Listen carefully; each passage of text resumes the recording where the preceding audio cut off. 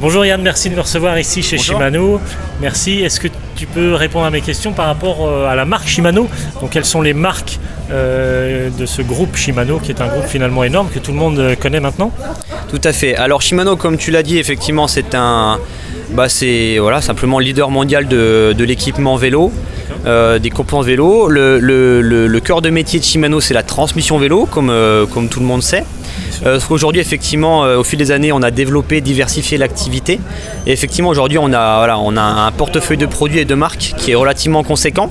Alors tout le monde connaît Shimano, les produits Shimano, mais moins de monde savent que Shimano, c'est également la marque Pearl Izumi, la marque de vêtements, d'accessoires, de bonneterie qui appartient à Shimano.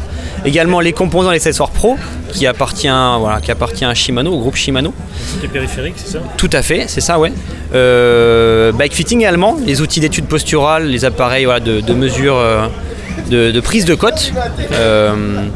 Et puis donc à côté de ces marques propres qui appartiennent à la maison Shimano, on a également une activité de distributeur au niveau Shimano France et on a pas moins de 20 marques en portefeuille.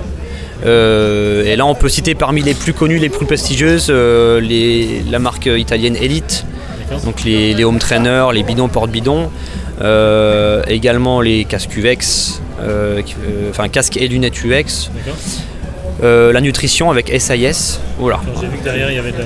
Tout à fait, ouais. On est présent là sur le Rock, donc avec grosse structure pour Shimano, mais également on a implanté quelques marques, donc SIS, la nutrition, Pearl Izumi et Pro. Voilà, avec qui on s'est déplacé. Très bien.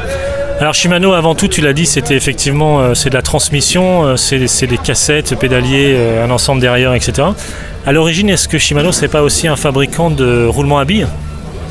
Alors tout à fait, ça fait partie des technologies que maîtrise Shimano depuis des années. Et effectivement, au jour d'aujourd'hui, on persiste et on signe. Toutes les roues qu'on commercialise, qu'on fabrique, sont équipées du système de roulement à billes Connect Cuvette. Ok, donc Shimano, en termes de produits vélo, on est sur la transmission, on est sur des roues et on est aussi sur du freinage. Système de freinage, tout à fait, ouais. Ça fait maintenant plus de 10 ans que Shimano a introduit le frein à disque typiquement sur les familles VTT dans un premier temps et puis surtout là depuis quelques temps sur la route. Donc voilà, c'est également un cheval de bataille pour les années à venir pour Shimano que d'introduire, de vulgariser, démocratiser l'usage du frein à disque qui pour nous est vraiment beaucoup plus fiable et sécuritaire que le freinage à patins. Alors est-ce que tu peux nous parler un tout petit peu des gammes de produits chez Shimano? Donc c'est vrai qu'on avait à l'origine, la manière dont moi je perçois Shimano, c'est Deor, il y avait Helix aussi à une époque. Tout à fait, oui. Il y a SLX, voilà, maintenant il y a XT, XTR. Oui. Dans quel sens on va aujourd'hui? On a plusieurs gammes, il y a une gamme Sainte aussi qui est plus pour l'enduro ou la descente. Bon, on a déjà quasiment fait le tour des millésimes. Alors effectivement, la structure de gamme n'a pas changé. Donc le fleuron de la gamme en VTT, c'est le groupe XTR, qui aujourd'hui se décline en version mécanique et donc électrique DI2. Changement de vitesse électrique qui a été introduit sur le VTT il y a 3 ans maintenant, qui arrive maintenant sur le petit frère, l'XT. Et donc qui est d'ailleurs pour la première fois disponible en version test là sur le Rock d'Azur à l'occasion du Rock. Donc XTR, XT, ensuite dans l'ordre les SLX, le Deor, et puis effectivement après on a tout un panel de groupes qu'on appelle hors gamme, donc qui ne font pas partie d'une famille de produits en tant que tel, mais qui sont largement représentés et montés sur les gammes de nos clients constructeurs. Et là tu parles de quoi? Tu parles de Saint, tu parles de... Alors effectivement, on a également sur la partie plus VTT engagé pour l'ADH, le Freeride, le Saint et le petit frère, le Z, qui est moins connu que le Saint mais qui gagne vraiment à être connu. Quand on propose des produits avec un niveau de performance équivalent au Saint mais un rapport qualité-prix imbattable. Alors Shimano ne va pas du tout vers la suspension. Non. Est-ce que c'est quelque chose qui est prévu ou pas du tout? Il y a déjà eu des galops d'essai il y a quelques années qui n'ont pas été forcément concluants. Voilà, aujourd'hui on a beau s'appeler Shimano, on lance des gros projets tous les ans, mais pour autant on peut pas se lancer dans tous les projets. Il y a des plannings je pense qui sont déjà très chargés pour les années qui viennent. Aujourd'hui on met énormément d'efforts sur la transmission électrique, sur la motorisation également, puisque on sait tous que le phénomène e-bike est en plein boom. Et aujourd'hui c'est un énorme challenge que souhaite relever Shimano. Alors c'est vrai que c'est une position un peu atypique qu'on a, puisqu'on a l'habitude d'être leader.